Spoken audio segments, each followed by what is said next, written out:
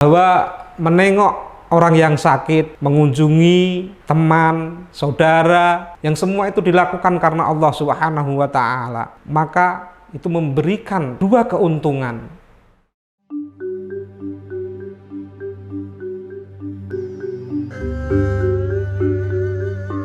Assalamualaikum warahmatullahi wabarakatuh.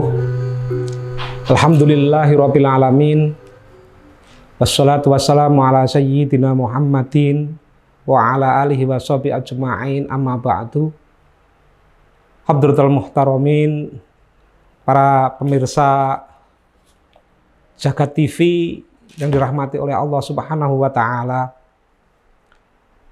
Bersyukur kehadirat Allah Subhanahu wa Ta'ala atas limpahan nikmat dan karunia-Nya kepada kita semua, sehingga kita masih diberikan kesehatan, diberikan iman dan Islam, dan semoga tetap dapat kita rengkuh iman Islam kita sampai akhir hayat kita. Selawat dan salam semoga tercurah kepada junjungan Nabi Agung Muhammad Sallallahu Alaihi Wasallam. Biqaulina Allahumma sholli ala sayyidina Muhammad. Saudara, para pemirsa rahimakumullah, pemirsa Jagat TV, TV Energi Harmoni. Pada pertemuan kita kali ini, kita akan membahas tentang keutamaan berkunjung kepada orang-orang baik dan juga berteman dengan mereka. Pada bab kemarin, kita telah membahas tentang bagaimana Abu Bakar dan Umar masih meneruskan apa yang telah dilakukan oleh baginda Nabi Agung Muhammad SAW untuk berkunjung ke tempat Ummu Aiman yang merupakan saudara dari Sayyidah Khadijah. Kemudian juga disinggung dalam bab kemarin tentang seseorang yang berkunjung ke saudaranya, yang itu dilakukan semua itu karena Allah Subhanahu wa Ta'ala. Karena rasa cinta kepada Allah Subhanahu wa Ta'ala yang memerintahkan untuk mencintai saudaranya. Maka Allah mengutus seorang malaikat untuk menyatakan pada orang tersebut bahwa Allah juga mencintainya sebagaimana dia mencintai saudaranya karena Allah Subhanahu wa Ta'ala. Kemudian pada hadis yang ketiga diriwayatkan dari Abu Hurairah radhiyallahu anhu, beliau berkata, qala Rasulullah sallallahu alaihi wasallam, Rasulullah sallallahu alaihi wasallam bersabda, man 'ada maridon auzara akhon lahu fillah nadahu munadiyan. Man 'ada, man utawi sapa wonge iku ada nilii sapa man maridon ing wong kang lara, auzara utawa nekani sapa man akhon ing sedulur lahu keduwe man fillahi krana Allah, nada mongko ngundang hu ing man apa munadiani wong kang ngundang loro. Rasulullah bersabda, barang siapa yang menjenguk orang yang sakit atau mengunjungi saudaranya karena Allah Subhanahu wa Ta'ala, maka akan ada dua panggilan yang memanggilnya. Panggilan yang pertama menyebutkan tibda wa taba mamsyaka, beruntung kamu dan beruntung pula tempat jalanmu. Dan panggilan yang kedua adalah watabawwa'ta minal jannati manzilan, dan kamu telah membuat tempatmu di surga kelak. Hadis ini diriwayatkan oleh Imam Tirmidzi, dan Imam Tirmidzi mengatakan bahwa hadis ini adalah hadis hasan.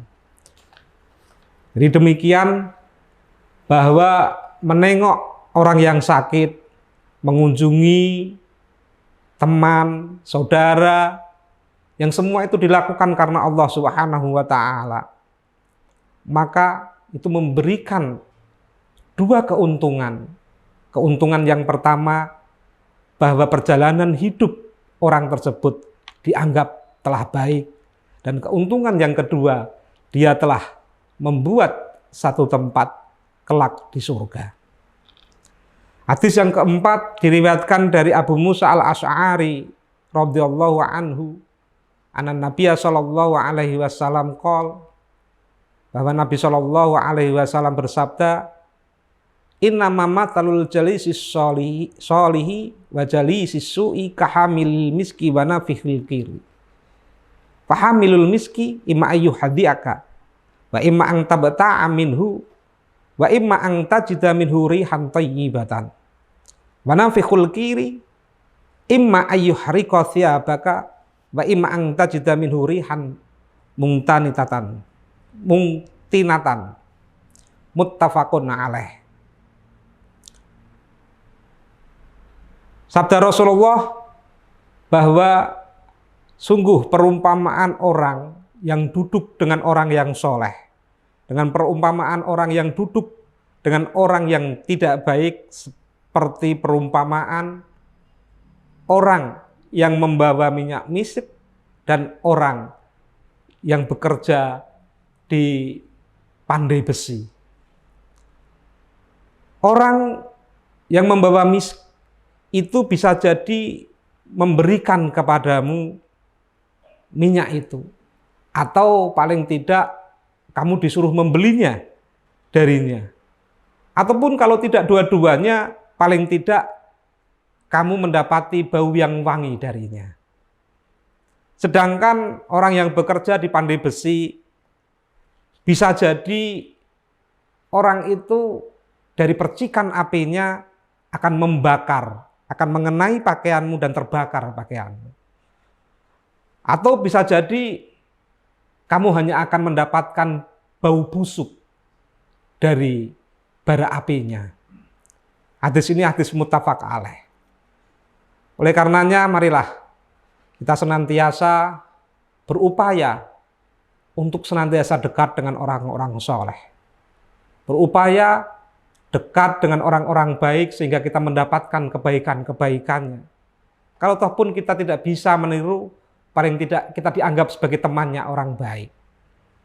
Dibanding kita berteman dengan orang yang tidak baik, kalau toh pun kita punya tujuan, misalkan saya berteman dengan orang tidak baik itu adalah nanti kan saya supaya bisa mengingatkan dia dan sebagainya. Itu kalau kita memiliki kemampuan untuk mengingatkan. Tapi kalau misalkan tidak, justru kita malah jadi ikut-ikutan tidak baik, maka jalan satu-satunya adalah menjauhi orang-orang tersebut. Pada dasarnya bahwa kebaikan-kebaikan itu harus senantiasa disebarkan sekitar kita. Saudara, untuk hadis yang kelima adalah masih riwayat Abu Hurairah radhiyallahu anhu. Anin Nabi sallallahu alaihi wasallam, dari Nabi sallallahu alaihi wasallam qol, beliau bersabda, tungkahul mar'atu li arba'in, lima liha wali hasabiha wali jamaliha wali diniha fatfar bidzatiddin taribat yadaka, muttafaqun alaih. Kata Rasulullah, perempuan itu biasanya dinikahi karena 4 hal. Karena hartanya, karena nasabnya, atau karena cantiknya. Dan yang keempat adalah karena agamanya. Maka cengkeramlah perempuan yang memiliki agama yang kuat, maka taribat yadaka, berdebu tanganmu. Jadi orang itu biasanya laki-laki itu mencari perempuan itu kalau nggak cantik, kemudian kaya, kalau nggak kaya karena anaknya orang-orang hebat misalkan, karena nasabnya baik. Tapi itu tidak yang diutamakan. Justru yang diutamakan kata Rasulullah, fatfar bidzatiddin, yang karena agamanya. Karena agamanya itu menjadikan tangan kita menjadi berdebu. Berdebu di sini memiliki makna bahwa kita sulit menghindari debu. Karena debu itu sifatnya sangat lembut. Kadang rumah kita tuh sudah kita tutup, sudah kita kasih korden, kasih apa, toh faktanya debu masih bisa masuk ke dalam rumah kita. Kita pakai apa? Debu sulit dihilangkan. Maka kemudian berdebu itu supaya rahmat Allah itu seperti debu. Jadi berdebu tanganmu berarti rahmat Allah itu akan selalu datang kepadamu. Walaupun masih ditutup itu rahmatnya masih tetap datang kan gitu. Jadi ya berusaha kalau yang masih belum punya istri, Mas Nadib itu ya carinya istri besok ya jangan cuman karena cantiknya. Sekarang cantik itu bisa dipoles ya. Sekarang cantik bisa dipoles. Orang bisa glowing itu sekarang ada perawatan kecantikan itu ada krim pagi, krim siang, ada krim malam. Itu loh, sekarang itu orang cantik bisa dibuat gitu. Banyak itu. Salon-salon kecantikan, bahkan dokter itu sekarang juga ada yang spesialis kulit dan kecantikan. Spesialis kulit dan kecantikan. Sing nggak cantik bisa dipercantikkan gitu kan. Tapi kalau agama itu susah karena agama itu sesuatu yang kemudian harus dididik dari awal. Kebiasaan-kebiasaan. Misalkan ini menjelang bulan Ramadan. Di bulan Ramadan itu orang yang tidak terbiasa puasa itu menjalani puasa Ramadan itu begitu beratnya. Berat sekali. Sehingga mengatakan bahwa ini ibadah yang berat. Itu kita terima kasih. Kalau saya masih kecil dulu oleh orang tua saya itu dididik puasa itu kalau pas bulan Ramadan walaupun belum punya kewajiban dilatih untuk puasa istilahnya puasa beduk, puasa zuhur. Nanti puasa zuhur kalau pas adzan zuhur itu sudah harus berbuka. Berbuka nanti secukupnya terus harus meneruskan puasa. Nanti kuat ditambah lagi puasa asar. Demikian terus sampai kemudian udah bisa puasa sampai masih kecil itu sudah kuat melakukan puasa satu hari penuh. Bahkan kadang-kadang orang tua tuh kasihan jam 4 wis kelihatan lemes gitu kan. Sudah kelihatan lemes itu kasihan disuruh berbuka. Nggak mau. Aku kuat masih sampai maghrib. Itu karena apa? Karena latihan-latihan. Tapi sekarang orang tua yang tidak terbiasa latihan, mungkin karena satu dan lain hal, kemudian insaf itu sudah tua. Mau puasa sudah tua. Akhirnya puasa ya nggak kuat. Berat sekali puasa. Sampai ada yang beli air es, kemudian siang-siang mandi air es, katanya biar kuat, biar dingin. Jadi bahwa kebaikan itu adalah sekali lagi kebaikan itu dinilai dari agamanya. Berkaitan dengan hadis ini pula, mungkin kita kadang-kadang ada salah pemahaman. Kadang ada orang yang menjelaskan atau memahami hadis ini sebuah perintah. Nikahilah perempuan itu karena 4 hal. Padahal bentuk redaksinya adalah tungkahul mar'ah. Bentuknya deskriptif, cerita. Jadi kan gitu kan.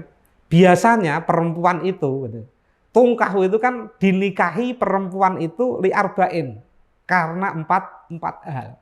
Jadi biasanya perempuan itu dinikahi karena 4 hal. Jarang di luar konteks 4 hal ini jarang. Jadi orang menikahi perempuan misalnya wis jelek, nasabnya nggak punya, agamanya agamanya nggak punya, agamanya jelek misalkan gitu kan, terus harta juga nggak punya, wis paling musibah. Ada laki-laki kok entuk dapat istri perempuan yang tidak punya harta, tidak punya nasab, tidak cantik, dan agamanya jelek, agamanya buruk, itu musibah gitu kan, musibah. Tapi kalau milih cuman hartanya, cuman nasabnya, cuman kecantikannya, itu suatu saat bisa hilang.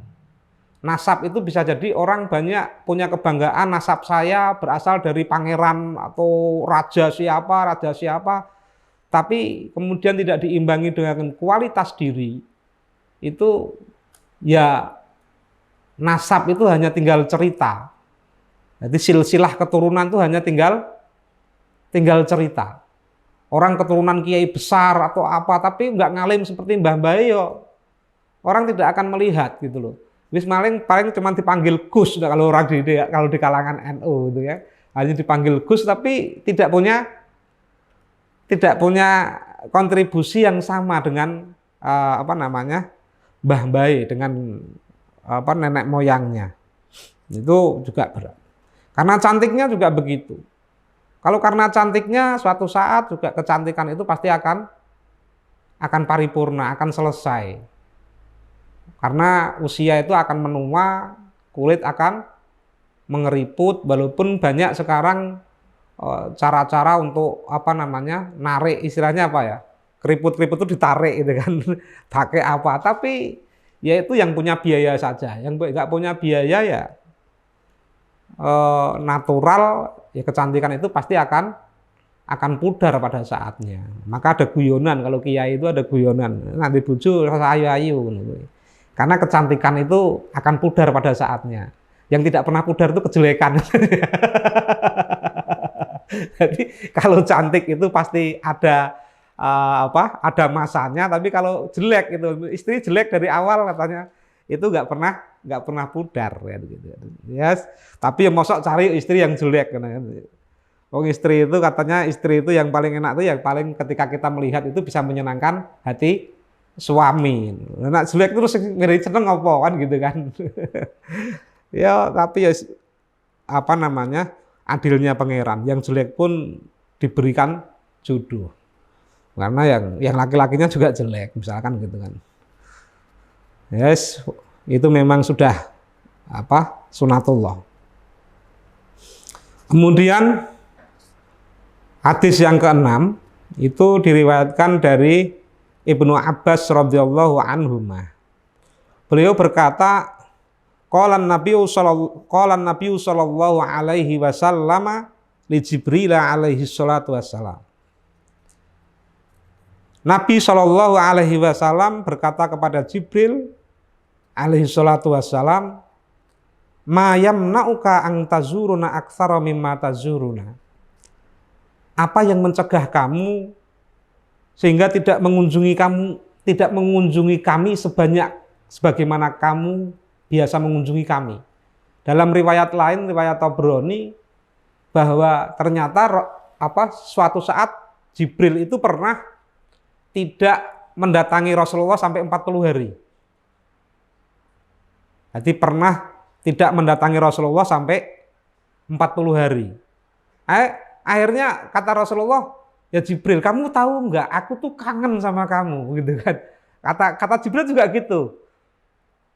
Kata Jibril juga, demikian pula ya Rasulullah, aku tuh lebih kangen daripada apa yang engkau rindukan. Jadi aku tuh rindu, kata Rasulullah, biasa.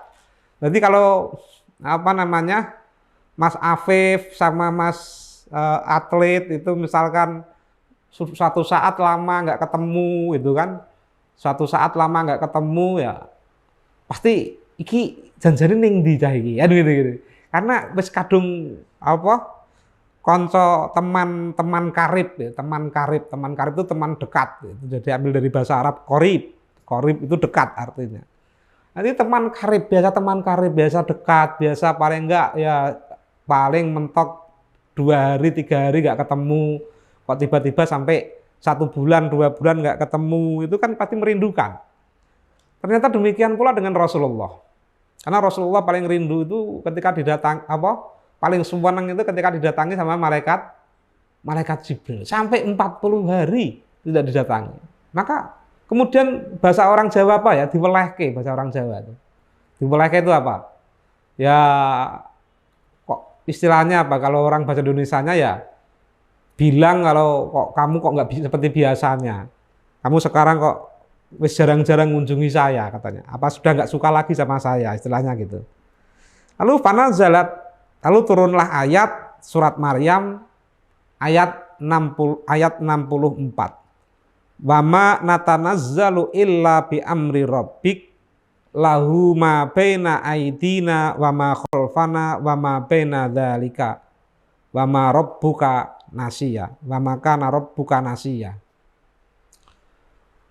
Wa ma natanazzalu, dan tidak kami itu turun illa bi amri rabbik, kecuali karena diperintah oleh Tuhanmu, kecuali karena perintah dari Tuhanmu, perintah Tuhan.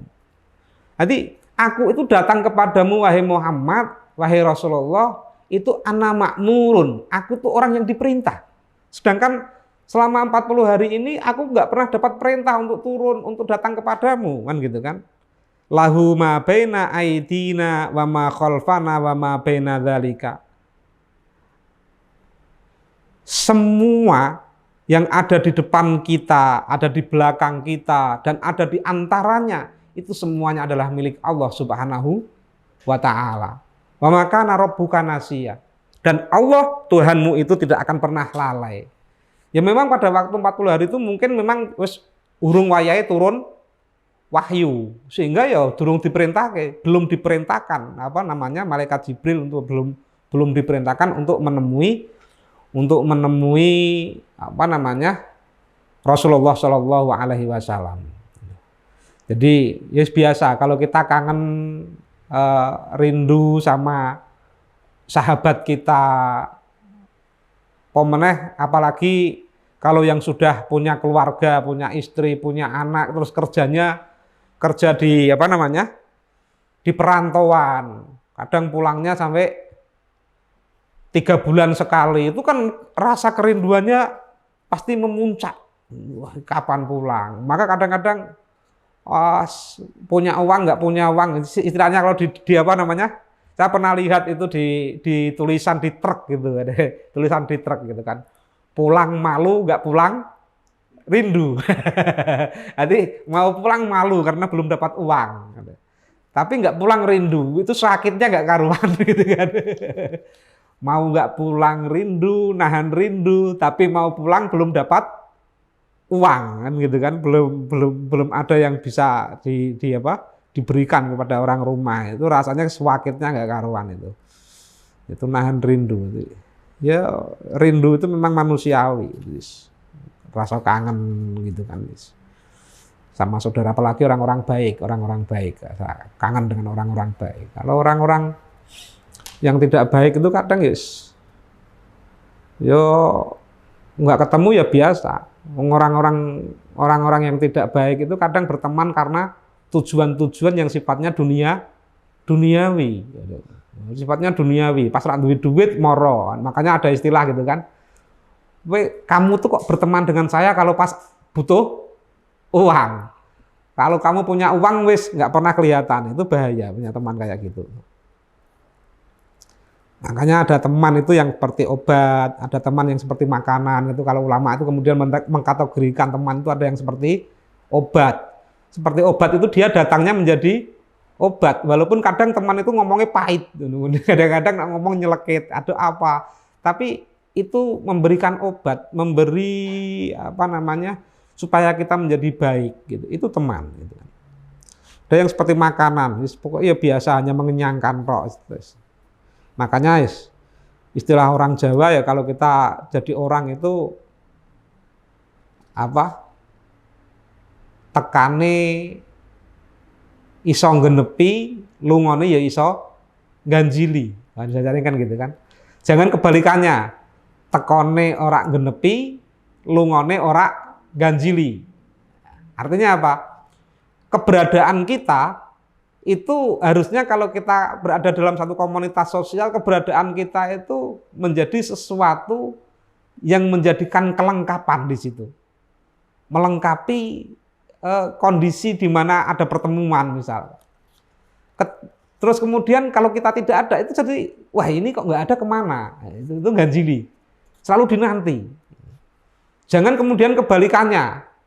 Kalau pas ada dia itu menjadi sesuatu yang orang enak gitu kan. Ini ono iki meneh gitu. Ada ini lagi misalkan gitu kan. Terus kalau dia nggak ada, orang juga tidak bertanya kemana dan lain sebagainya. Itu musibah kalau kita tuh. Yes. Makanya